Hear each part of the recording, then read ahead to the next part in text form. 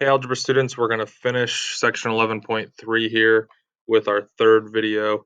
This is going to involve solving radical equations when there is a radical expression on both sides of the equal sign or multiple radical expressions in the same equation. So the steps aren't that much different than part one and part two. The first thing we need to make sure of is there's only one radical on each side of the equation. So if they're both on the same side, we need to move one over. And then once we have a radical expression on both sides, we're going to square both sides. I do want to mention that there are times where we'll have a quantity or an expression that we're squaring. We want to make sure we square the quantity, not just each term in the expression. We're actually multiplying that quantity by itself. Then we're going to isolate the variable, solve just like we did in part one and part two, and then check our solutions to make sure they're not extraneous. So let's jump in, take a look at some problems here. The first one, we have a radical expression on both sides. There, we don't have to do anything to first step one, it's already done for us. We just need to square both sides. So we're squaring each of these radicals, which just gets rid of the radical symbol because the radical and the exponent of 2 undo each other. So we get 4x minus 12 equals x plus 3. So now we just need to solve this. I like to get my variables together first. So I'm going to subtract x and get 3x minus 12 equals 3. Then I'll add the 12 and get 3x equals 15. Divide by 3, and I'll get x equals 5. Don't forget to check. So go back to the original. We had radical 4x minus 12 equals radical x plus 3. Plug in our 5. So this is 4 times 5 minus 12 equals 5 plus 3 over here. 4 times 5 is 20, so we have 20 minus 12 under this one. And we have 8 under this one. 20 minus 12 is 8. There's no sense in evaluating the square root of 8 because we have the square root of 8 on both sides. It tells us that it's equal no matter what square root of 8 equals. So x equals 5 is our solution. Second expression, our second equation here. Now we have two radicals, but they're on the same side, so we need to move one. The easiest one to move is probably this radical x because it's negative. We can just add radical x to both sides. And now our equation is radical 4x minus 3 equals radical x. So now we have one radical on each side, so we can square both sides. When we square radical 4x minus 3, we just get 4x minus 3. When we square radical x, we just get x. So subtract x. That's going to give us 3x minus 3. Over here, there's nothing, so that's 0. Add 3. So 3x equals 3. Divide both sides by 3. X is going to be 1. Let's check to make sure it's not extraneous. So radical 4x minus 3 minus radical x equals 0. So 4 times 1 minus 3 minus radical 1. This is 4 minus 3.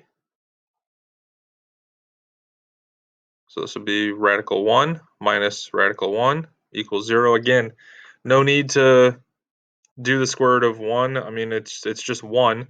But from right here, I can tell this is square root of 1 minus itself. That's going to equal 0. I mean, if you want, you can take it down to this next step and actually get 0 equals 0, but we can see right there that it's 0 without doing 1 minus 1. So this is not extraneous. X equals 1 is the solution. All right, jumping ahead now. We do not have a radical on both sides. We just have it on one side. It's already isolated. If it wasn't isolated, we would have to do some work to isolate it.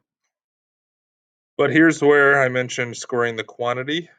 This is where we need to focus on squaring the quantity, not each term.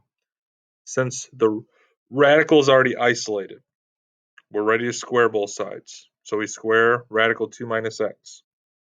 The right side is the expression x plus 4. We're going to square that expression. We're not just squaring x, not just squaring 4. We're squaring this entire expression. So that's like a binomial that we're multiplying by itself. So on the left, that's easy. We just get the 2 minus x. On the right, we're thinking x plus 4 times x plus 4. If you need to, you can go through FOIL and actually multiply that out. You're going to get x squared plus 8x plus 16. And now we just have to solve this equation for x. Notice we have an x squared in there now. This is really just a quadratic equation like in chapter 10 or even in chapter 9. So let's get everything on one side. Let's add x.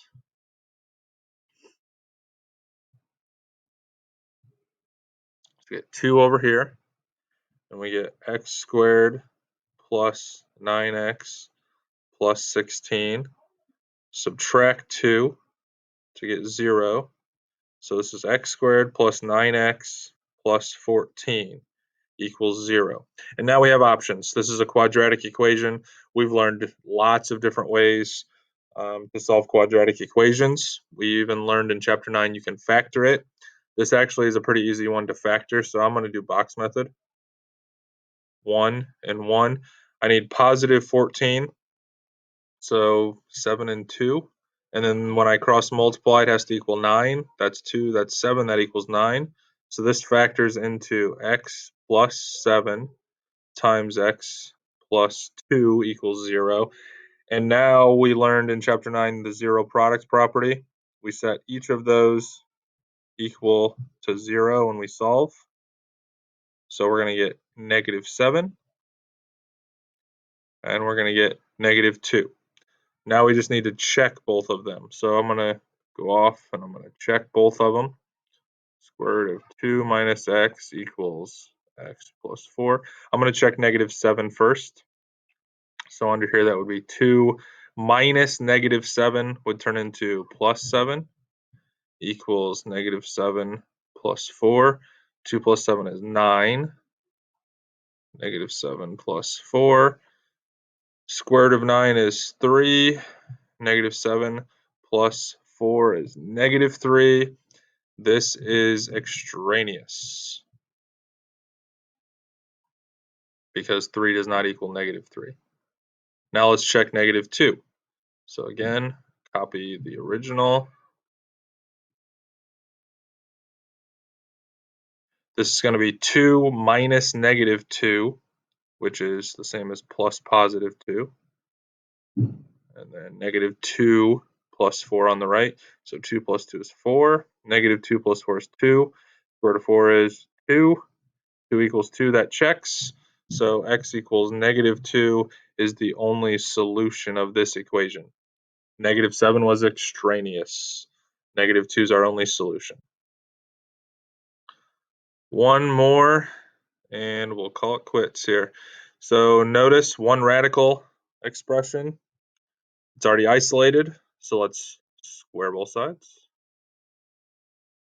We're going to get 6 minus x on the left. We're going to get x squared on the right. Now we just need to solve. So move everything over. Add x. Subtract 6. So we get x squared plus x minus 6. Again, quadratic equation, solve it any way you want. Quadratic formula. Could maybe complete the square.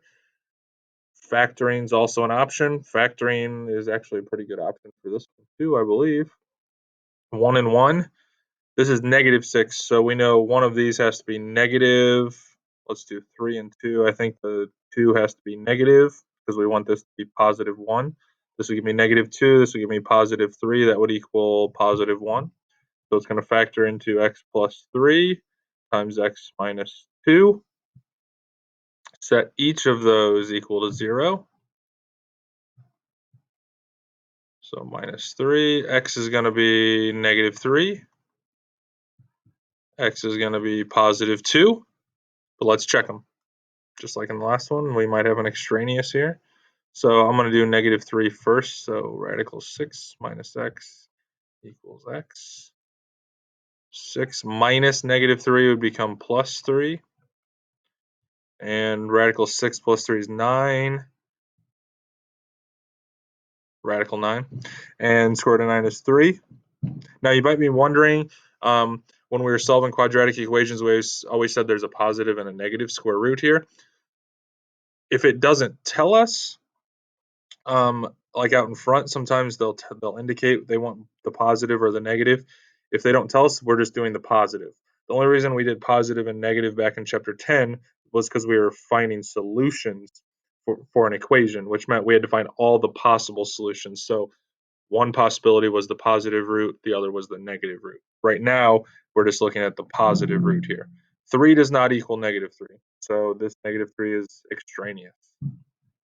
Now let's check the positive 2. So radical 6 minus x equals x. So this would be 6 minus 2 equals 2. That's radical 4.